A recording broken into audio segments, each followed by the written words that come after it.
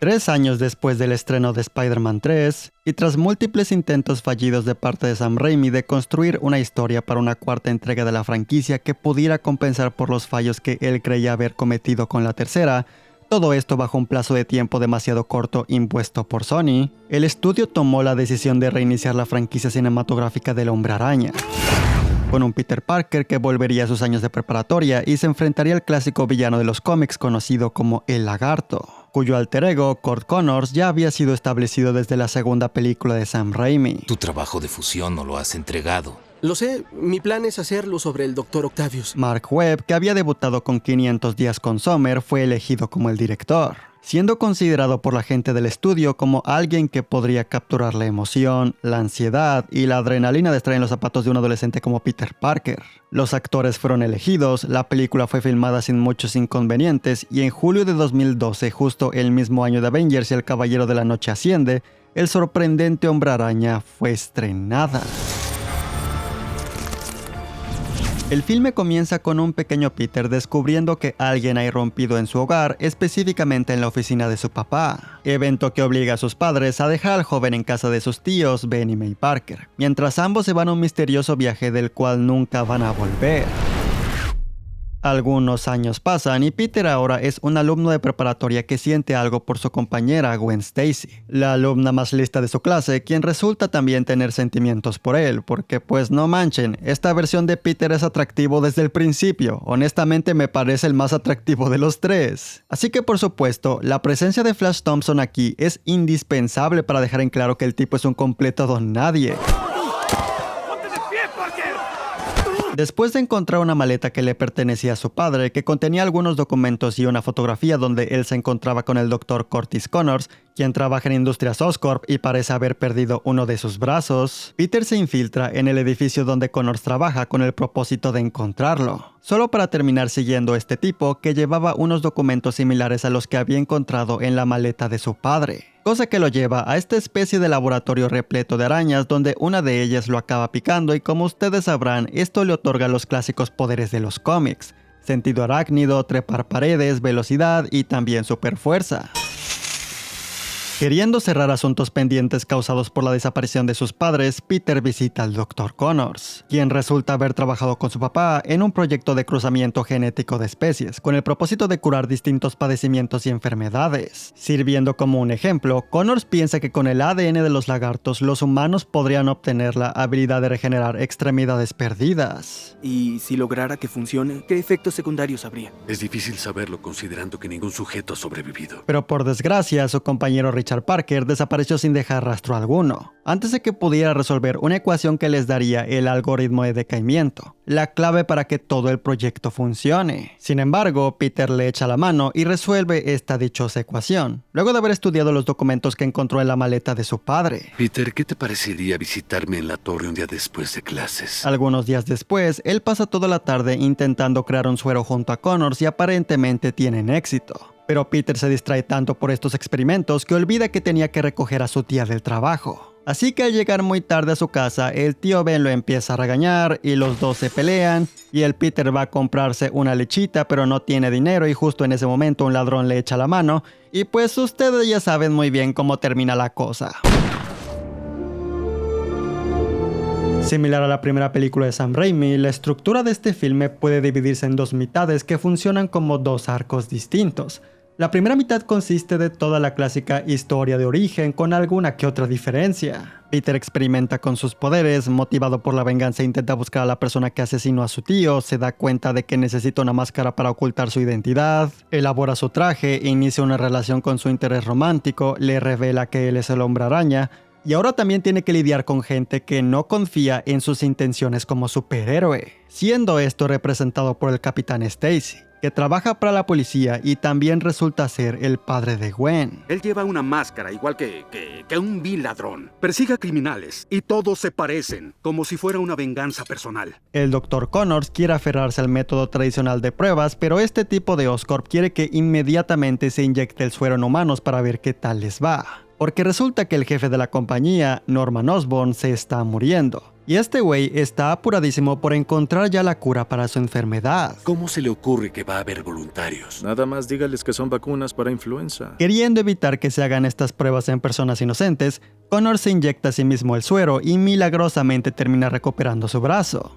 Esto con el efecto secundario de convertirse en lagarto por un breve plazo de tiempo. Su primera aparición como el lagarto en sí es lo que marca el inicio de la segunda mitad de la película. Peter salva a todas las personas en peligro, incluido al tipo de Oscorp, y la experiencia lo deja tan marcado que su motivación para ser un superhéroe deja de ser la venganza y se transforma en el clásico "un gran poder conlleva una gran responsabilidad". Ahora él busca proteger a la gente de Nueva York porque sabe que es el único que puede hacerlo. Personalmente, me hubiera gustado que hubiera un poco más de énfasis en este momento en particular, pero considero que la ejecución es aceptable. De aquí en adelante, el filme se enfoca completamente en ver a Peter intentando solucionar la problemática con el lagarto, lo cual ocurre de forma un tanto apresurada. Él descubre que conoces este monstruo, es aconsejado por Gwen, tiene un par de peleas con el villano y finalmente descubre sus planes malévolos. Planes que consisten en usar una máquina para esparcir este suero mágico por toda la ciudad y convertir a la raza humana en lagartos porque el tipo cree que es el siguiente paso en la evolución o algo así. Definitivamente es un plan. Toda esa gente ignorada y sola, puedo salvarla. ¡Puedo curarla! El lagarto transforma a unos agentes que le disparaban en lagartos. Gwen rápidamente crea un antídoto para que Peter lo ponga en esta máquina y sea esparcido por el aire. El hombre araña se apresura para llegar al edificio de Oscorp, pero termina siendo herido por agentes que lo buscaban a él por ser un justiciero. Sin embargo, una vez que el Capitán Stacy descubre que la identidad de Spider-Man es la del tipo que sale con su hija, él decide confiar en él para detener al lagarto. Y después de que unos tipos inspirados por sus buenas acciones le echan la mano, Peter llega a la cima del edificio donde pelea con el villano, recibiendo apoyo del Capitán Stacy, quien llega en un momento adecuado, pero que acaba siendo herido de gravedad. Y justo en el último minuto, Peter cambia el suero por el antídoto, y la máquina lo esparce por el aire, convirtiendo a estos agentes y al Dr. Connors en humanos otra vez. Pero tristemente, el Capitán Stacy fallece, no sin antes pedirle a Peter que prometa dejar a Gwen lejos de su vida con tal de mantenerla a salvo. Saca a Gwen de tu vida. Después de un clásico entierro, como suele ser costumbre en las películas del Hombre Araña, parece que Peter genuinamente quiere alejarse de Gwen, incluso aunque ella deduce que solo lo hace por habérselo prometido a su papá. Solo para que después Peter sugiera que siempre no cumplirá esa promesa. Y entonces tenemos una escena post-créditos donde un tipo misterioso que originalmente se supone que iba a ser Electro, le dice al Dr. Connors que le van a echar el ojo a Peter. ¡Debe dejarlo tranquilo! El sorprendente Hombre Araña me parece una película difícil de definir en pocas palabras, ya que por un lado se trata de un filme repleto de elementos frescos que lo diferencian bastante de las otras interpretaciones de este personaje, pero por el otro lado, es una película llena de detalles un tanto cuestionables que se siente limitada por querer volver a contar una historia de origen.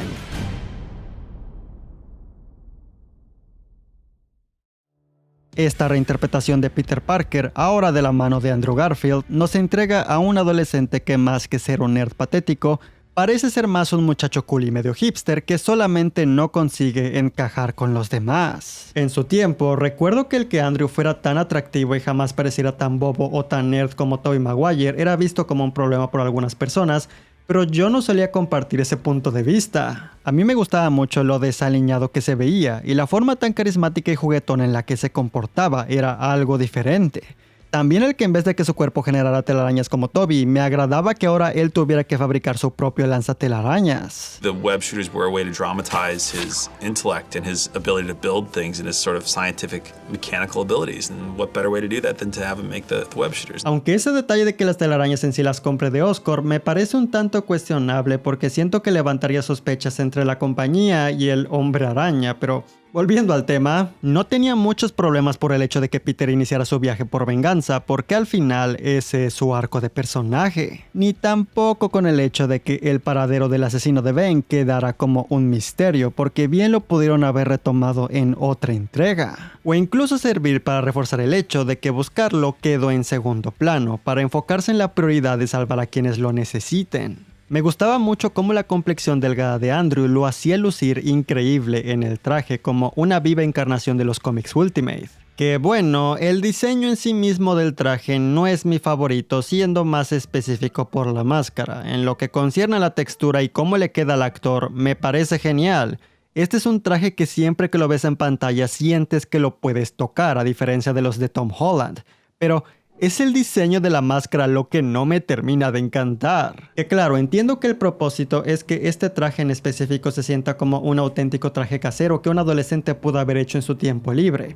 Pero la verdad, siento que incluso para eso se ve demasiado profesional. No sé para qué pretender realismo en este aspecto. Simplemente le hubieran dado el traje que ya tienen a Amazing Spider-Man 2, que está increíble. En todo caso, creo que la descripción de un traje casero encaja más con el primer traje de Tom Holland que con este traje de spandex. 38 oficiales de policía persiguiendo a un sujeto en unitardo. Martin Sheen y Sally Field funcionan bien como el tío Ben y la tía May respectivamente. Me gusta que en esta película podamos ver más de Peter interactuando con Ben. Y también me encantan las escenas donde puedes ver a May preocupadísima por su sobrino después de la muerte de su esposo. ¿A dónde fuiste? ¿Quién te hizo esas heridas? Por favor, ve a dormir, tía May. De todas las versiones del Hombre Araña hasta ahora, la verdad es que el Flash Thompson que presentan aquí es mi favorito, ya que durante sus primeras escenas él es presentado como el típico estereotipo del abusador, pero adoro como una vez que ocurre la muerte de Ben, Flash de corazón decide ir a darle el pésame a Peter, como si en ese momento él hubiera podido comprender el dolor por el que Peter estaba pasando y en vez de burlarse de él y hacerse el fuerte enfrente de todos los demás, él genuinamente quería ofrecerle su apoyo porque posiblemente ya había estado en ese mismo lugar. Es algo que le otorga a este personaje de tridimensionalidad a pesar de no tener mucho tiempo en la pantalla. Sí, lo siento. Tranquilo. Y ahora, sin exagerar, la relación entre Gwen Stacy y Peter Parker me parece una de las más preciosas en este tipo de películas. Eres Gwen, ¿no? Gwen Stacy. La interpretación de Emma Stone como Gwen irradia carisma, y el libreto le otorga a su personaje bastante inteligencia y proactividad. You second in his class. Oh, second? Aunque seamos honestos, gente, la verdad es que el libreto por sí solo no hace un muy buen trabajo justificando el romance, pues desde el principio de la película es como si ella estuviera programada para estar enamorada de Peter solo porque eso es lo que dice en el guión. Pero la cosa es que la química entre Andrew y Emma Stone era tan real que supongo que muchos no se dan cuenta de que su romance no está muy bien escrito. Oh, ese tipo con el que no he hablado mucho me parece atractivo y recibió una golpiza de Flash por ayudar a este otro chico, ahora estoy enamorada. Oh, es muy extraño que Peter me tome fotos sin mi consentimiento y las tenga como su fondo de pantalla. Pero qué conveniente que yo resulte sentir lo mismo por él y encuentre este detalle como algo lindo. Debió ver cuando estaba retocando algunas cosas. ¿Y te retocas mucho? No inventes, no voy a contestarte. ¿De casualidad han visto esos memes en plan, oh, esta escena de No Way Home no estaba en el guión? Lo que pasó es que un día Willem Dafoe llegó al set a partir de la madre a Tom Holland y al director le gustó tanto que lo dejó en el corte final. Así es como yo percibo las escenas entre Andrew Garfield y Emma Stone. Había mucho amor entre esos dos actores al momento de hacer esa película. Es como si traspasara la pantalla, hasta me hace sentir un hueco en el corazón al saber cómo acaba su historia tanto en la segunda película como en la vida real. Estoy dispuesto a creer que muchos de los mejores momentos que ambos comparten en esta película posiblemente ni siquiera estaban en el guión y fueron cosas que los dos improvisaron. ¿Quieres salir? ¿Quieres salir de aquí?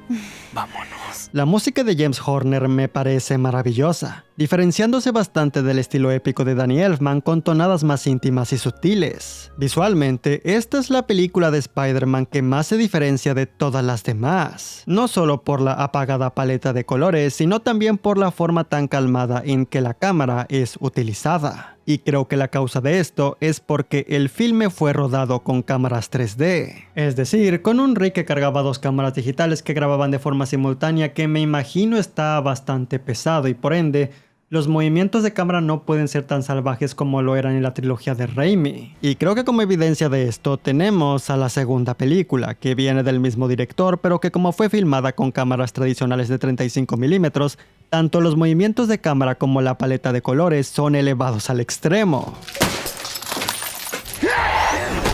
Los efectos son bastante sólidos. Por ejemplo, tanto el lagarto como el hombre araña siempre se ven increíbles. Específicamente, la secuencia de pelea que tienen en la preparatoria está muy bien lograda. Ocasionalmente encontrarás un momento o un animal que lucirá demasiado artificial, pero nada que demerite el excelente trabajo que se hizo en esta área. Y ya que estoy hablando de animales, incluso aunque mencioné que los efectos del lagarto funcionan de maravilla, la verdad es que nunca he sido fanático de su diseño. Personalmente, hubiera preferido que no tuviera un rostro humanoide. Se supone que el motivo es porque creyeron que de tener todo y mandíbula, las expresiones del actor con el motion capture se hubieran perdido, pero no lo sé, a veces se ve extraño. A este punto del video notarán que casi por cualquier aspecto positivo que tengo de este filme, hay un detallito negativo que viene de acompañante y pues así es la cosa con el sorprendente hombre araña. Uno de los mayores problemas con esta película, que le garantizó varias críticas negativas en su tiempo, es lo similar que a veces se siente a la primera película de Sam Raimi. Y la regla con hacer remakes o reboots es hacer algo diferente o hacer algo mejor con el material que tienes disponible. Y en el caso de Amazing Spider-Man esto a veces es conseguido, pero en otras ocasiones no tanto. Y uno de los mejores ejemplos de esto es lo que hacen con la muerte del tío Ben. En la película de Sam Raimi, este momento es ejecutado a la perfección, con la música, las actuaciones y la simplicidad del momento cumpliendo con el trabajo. Pero entonces te pones a ver Amazing Spider-Man y el momento se siente ejecutado casi por mera obligación, como si fuera otra escena más. Ben está caminando y entonces le disparan y el Andrew se pone a llorar y listo, escena que sigue. No ayuda que el momento sea precedido por una escena chistosa donde pareciera como si los guionistas hubieran querido escribir un gran poder conlleva una gran responsabilidad, pero sin escribir un gran poder conlleva una gran responsabilidad. Si podías hacer algo bueno por otras personas, tenías la obligación moral de hacer esas cosas. De eso se trata esto, no de decisiones. De responsabilidades. Ahora, lo más interesante es que si te fijas en las escenas eliminadas, hay una versión distinta de la muerte del tío Ben, donde el señor confunde a Peter con el criminal y se mete a un callejón, y Peter a lo lejos escucha un disparo. Para entonces llegar a la escena del crimen, encontrarse a una multitud viendo un cadáver a la distancia sin hacer nada y descubrir que el cuerpo es el de su tío. Y opino que es aterrador y es una versión mucho más efectiva que lo que la película nos pone, que solo parece una incómoda reinterpretación de la situación accidental que fue mostrada en Spider-Man 3. El lagarto me parece uno de los villanos más débilmente escritos de todas las películas del Hombre Araña. Es decir, al menos en la primera mitad, las motivaciones de Connor son establecidas con claridad. Él es un científico que busca revolucionar el mundo y recuperar su brazo, que se siente subestimado por toda la comunidad, aún lamentando la desaparición del padre de Peter. El problema viene una vez que él se transforma en lagarto. Porque el tipo pasa de querer evitar que este güey de Oscorp haga pruebas del suero en personas inocentes a querer convertir a todo el mundo en lagartos. Es una motivación tan absurda que no solo se burlan de ella en No Way Home, sino también en la misma secuela de esta película que de por sí es mucho más absurda. Las personas están encabronadas porque intentó transformar a la ciudad entera en lagartos gigantes. Ahí aplica un ¿con qué derecho lo dices tú, película? Si tú estás peor, no manches. Tienes que aceptar que han pasado muchas locuras por aquí, amigo. Lagartos gigantes. Por favor, ¿con qué derecho? ¿Con qué derecho lo dices tú? My favorite villain of all time is Connors. El filme, tal como está, hace un pésimo trabajo en aclarar si Connors en este punto tiene un trastorno de identidad disociativa o si él está en completo control de sus sentidos. Por ejemplo, la primera película de Sam Raimi hace un excelente trabajo en establecer este punto para Norman Osborn. En esta, lo único que tienes es una escena súper incómoda donde Connor se está moviendo en silencio y es como si hubieran puesto diálogo de otra escena encima para pretender que esos son sus pensamientos. Podrías olvidarlo todo después de saber de lo que eres capaz, todo el poder que sientes. Y adivinen qué, si ven las escenas eliminadas, hay bastante material que ayuda a solucionar este problema. Una escena donde Connors le da el pésame a Peter por la muerte de Ben. Una escena donde vemos que Connors tiene un hijo y él le dice que no podrá verlo por un tiempo. El conflicto interno de Connors es mucho mejor mostrado, incluso con un momento en donde él le pide a Peter que lo ayude. En el corte final del filme, Peter descubre el plan de Connors de una forma muy absurda, con él simplemente llegando a su guarida y encontrando un montón de información, y un video del tipo convenientemente exponiendo qué es lo que quiere hacer, cuando la versión eliminada es mucho mejor ejecutada, con Connors guiando a Peter a su guarida y platicando con él, solo para ser interrumpidos por el tipo este de Oscorp. Ah, sí, ¿alguno de ustedes se acordaba de este tipo y cómo la película simplemente olvida su existencia una vez que Spider-Man le salva la vida después de la primera aparición del lagarto? No, esperen, aquí les tengo una mejor pregunta. ¿Alguno de ustedes recuerda que esta película era promocionada como la historia jamás contada? Oh, en la trilogía de Raimi, el destino de los padres de Peter siempre fue ignorado, pero en esta nueva versión, este evento será el punto de partida para el argumento. ¿Qué era lo que ocultaban? ¿Cuál era el misterio detrás de su desaparición? Y entonces te pones a ver la película y lo único que descubres es lo mismo que te mostraban los trailers. Padres desaparecieron, nadie sabe por qué, lol. Le dijo al muchacho. ¿Decirle qué?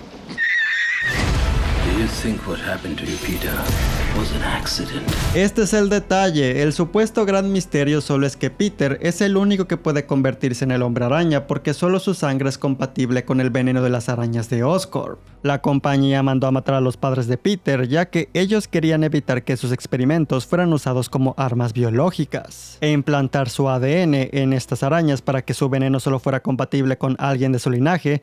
Fue la forma en que Richard Parker consiguió que Oscorp no pudiera utilizar sus experimentos. Es un detalle que te revelan en la secuela y es un detalle que jamás me ha gustado porque mata un poco el punto de que cualquiera puede ser el Hombre Araña. O sea, técnicamente este es un universo donde Miles Morales no podría obtener los superpoderes. La escena con este tipo de Oscorp irrumpiendo en la guarida de Connors se supone que iba a dar a entender este punto, pero supongo que no terminó de convencer y simplemente optaron por borrar este momento del corte final.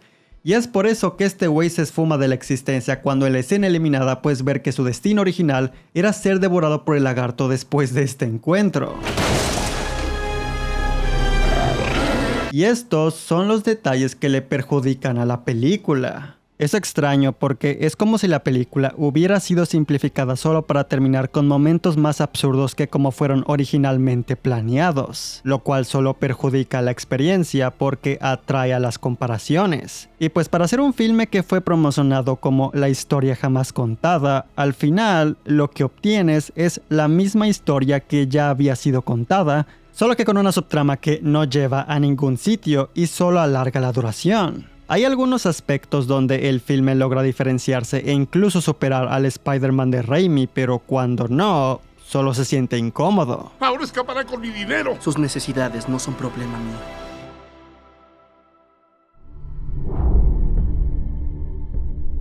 Recuerdo perfectamente que cuando esta película fue anunciada, yo estaba completamente en contra. Me desesperaba el hecho de no haber podido tener una cuarta parte con Tobey Maguire.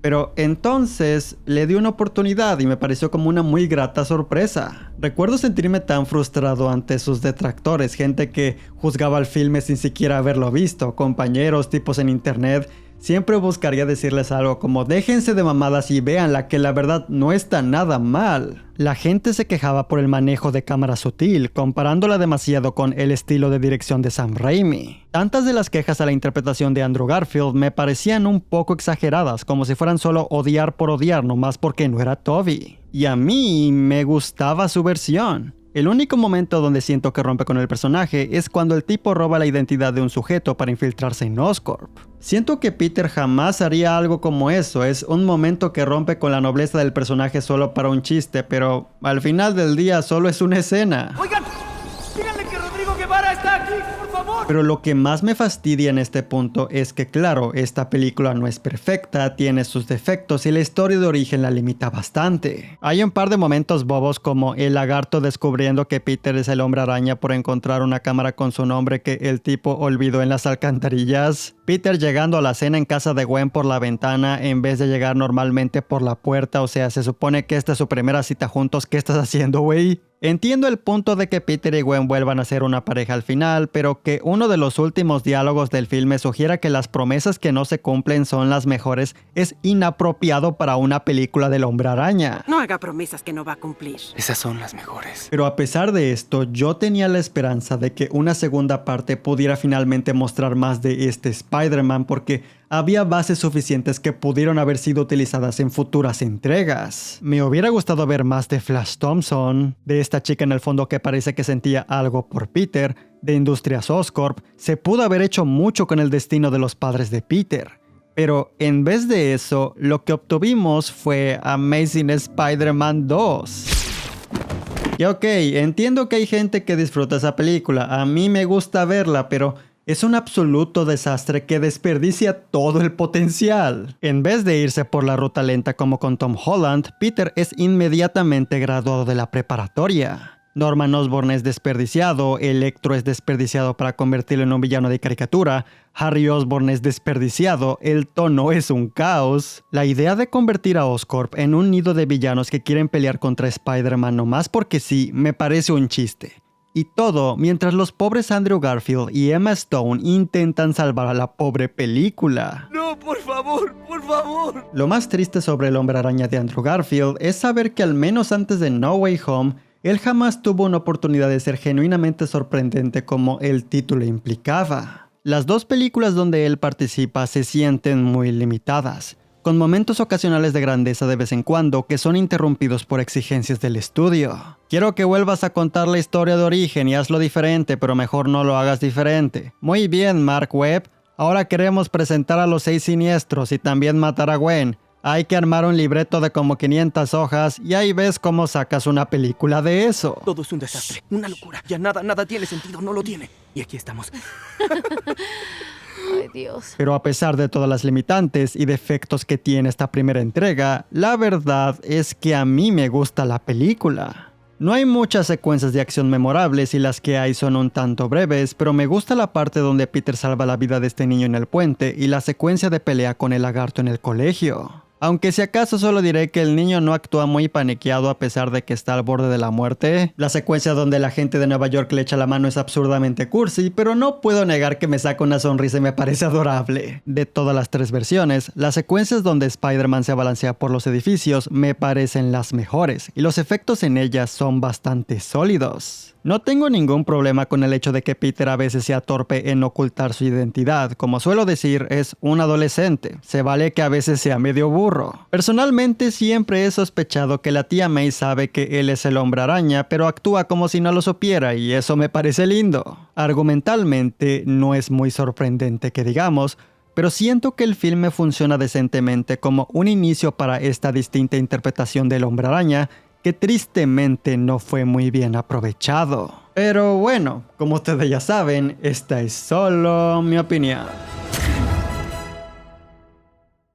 Y pues ahí lo tienen, el eslabón perdido por así decirlo, porque ya había hablado sobre todas las películas live action de Spider-Man, pero esta era la única que me faltaba, así que al menos ya solucioné ese problema, ya tienen este video. Al fin ya puedo hacer mi video de No Way Home, ya me libré de todos los pendientes. Pero al mismo tiempo me da bastante flojera hacerlo porque sé que va a ser un video muy largo. Va a ser muy extenso, maldita sea. Pero bien, si les gustó el video denle like, suscríbanse al canal y síganme en las redes sociales que están acá abajo en la descripción. Sin más que decir, pues procedo a largarme de aquí, gente. Ya saben cómo va la cosa. Vayan a chingar a su madre.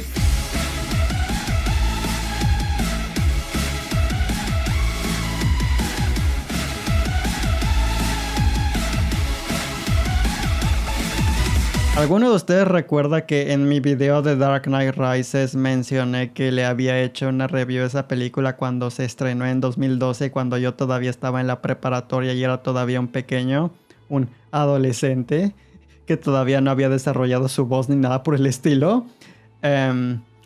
Pues, ¿qué creen? Amazing Spider-Man también se estrenó en 2012, así que evidentemente también tengo una review grabada por mí en esa época sobre esa película y la estaba recomendando muchísimo y el video evidentemente da muchísima vergüenza, así que no sé si ponerles una parte del video, si simplemente nomás darles una pista de cómo está el video. qué tal se ve, porque quizás me daría mucha vergüenza ponérselos a ustedes, así que lo que sea, hombre, chingue su madre. Desde el principio de la película logra engancharte desde un principio. El único problema que tengo con los efectos es con el diseño del lagarto. ¡Oh! Esta escena se parece a Spider-Man 1 cuando... Es que el problema es que no pueden evitar pasar eso, ya que es la historia de Peter Parker y no puede cambiar gran cosa. Pero bien, gente, ahora sí me largo de aquí, que les vaya bien. Inserte clip aleatorio de Yui.